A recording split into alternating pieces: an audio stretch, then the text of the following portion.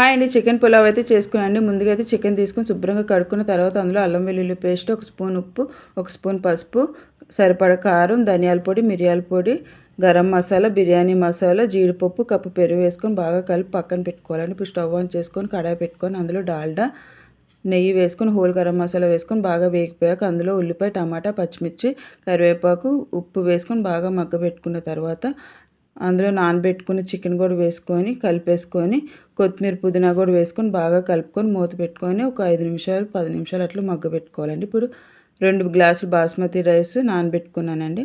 బాగా మగ్గిపోయాక అందులో 2 గ్లాసులు బియ్యానికి నేను 2 గ్లాసులు వాటర్ అయితే తీసుకొని బాగా మసిలిపోయాక నానబెట్టుకుని బియ్యం కూడా వేసుకొని బాగా కలిపేసుకొని ఒక 10 నిమిషాలు హై ఫ్లేమ్లో పెట్టుకొని ఉడికిపోయాక సిమ్లో పెట్టుకొని దించేసుకోవటమేనండి. అంతేనండి, ఎంతో టేస్టీ అయిన చికెన్ పులావ్ అయితే రెడీ అయిపోయిందండి.